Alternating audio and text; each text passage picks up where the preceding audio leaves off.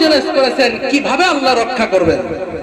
আল্লাহ রাব্বুল আলামিন কোরআনে বলেন, ইন্না নাহনু নাযালনা যিকরা ওয়া ইন্না লাহু লাহাফিজুন। আল্লাহু আকবার। আল্লাহ রাব্বুল আলামিন বলেন, কোরআন আমি নাযিল করেছি, এই কোরআনকে হেফাজত আমি নিজে করব। আজকে কাদের দ্বারা কোরআনুল কারীম আল্লাহ হেফাজত করবেন? কোরআনওয়ালা যতদিন থাকবে ততদিন দুনিয়া থাকবে। কোরআনওয়ালা যেদিন থাকবে না আল্লাহ দুনিয়াও রাখবেন না। কোরআনওয়ালার কত দাম! আল্লাহ রাব্বুল আলামিন কোরআনওয়ালার কত দাম দিয়েছেন। আমার নবীজি কোরআনওয়ালার কত দাম দিয়েছেন। আল্লাহর নবী বলেন, ইন্না লিল্লাহি আহলিনা মিনান নাস। দুনিয়ার মাঝে এমন কিছু মানুষ আছে যারা আল্লাহ পাকের ফ্যামিলি। সূরা কোন সুবহানাল্লাহ। আল্লাহ পাকের ফ্যামিলি কারা? ক্বালু মান হুম ইয়া রাসূলুল্লাহ। নবীজি আল্লাহর ফ্যামিলি কারা? আল্লাহর নবী বলেন, আহলুল কুরআন।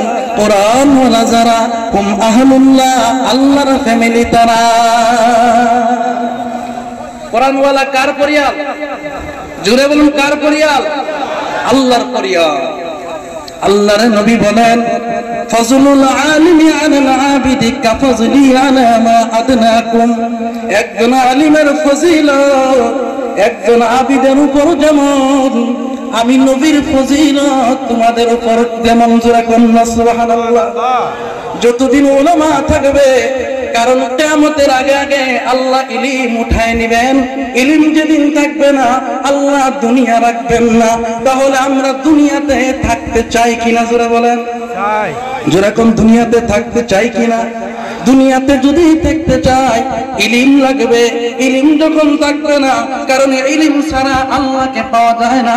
ইমামে বুখারী রাহমাতুল্লাহ আলাইহি উনি কিনার কিতাব লিখেছেন, সর্বপ্রথম উনি নামাজের কথা লেখেন নাই, উনি রোজার বিষয় লেখেন নাই, উনি সাদাকার বিষয় লেখেন নাই। ইমামে বুখারী রাহমাতুল্লাহ আলাইহি সর্বপ্রথম যে ব্যাপারে বলেছেন ইন্না আওহাইনা, উনি ওয়াহির ব্যাপারে লিখেছেন। ওয়াহি মানে ইলম। ইলম যতদিন থাকবে আল্লাহ রাব্বুল আলামিন দুনিয়া ততদিন রাখবেন। জোরে কন্যা সুবহানাল্লাহ।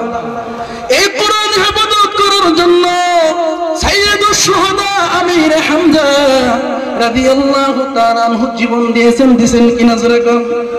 এই কোরআন হেফাজতের জন্য জাফর বিন আবি তালিব জীবন দিয়েছে।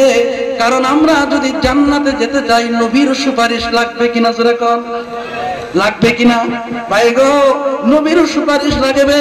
কিয়ামতের দিন নবীর সঙ্গে যেদিন মুলাকাত হয়ে যাবে, নবী যদি বলে, উম্মত আমার সাহাবায়ে কেরাম কোরআন রক্ষার জন্য জীবন দিয়েছে, তোমরা কি করেছো? ও আমার উম্মত, আমার সাহাবায়ে কেরাম জীবন দিয়েছে। আমি নিজেও তায়েফের জমিনে অনেক রক্ত আমার ঝরেছে, উহুদের জমিনে দান দান মুবারক শহীদ হয়েছে। উম্মতেরে, এই তোমরা কোরআনের জন্য কি করেছো?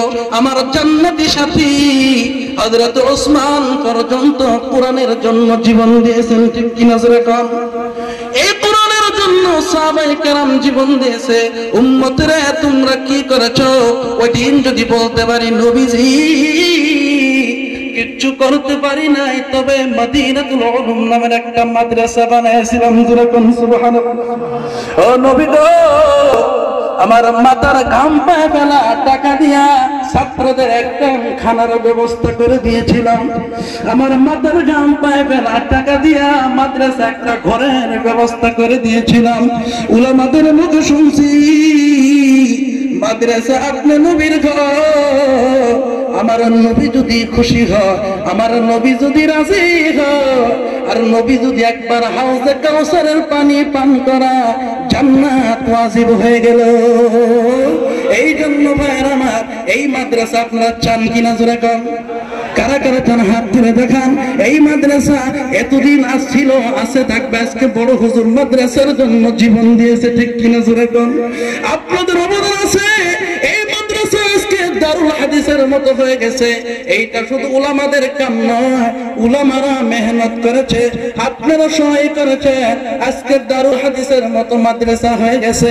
এই মাদ্রাসার জন্য যদি আপনি একটু মহাব্বতের নজর দিতে পারেন, আমার নবীকে যদি বলতে পারেন, নবী গো আমার জীবনের ইনকাম থেকে এই মাদ্রাসায় কিছু দান দিয়া আপনি নবীর দিনকে জিন্দা করেছিলাম, আমার নবী যদি খুশি হয়, আমার নবী অবশ্যই আপনি আমাকে জান্নাতে নিয়ে যাবে।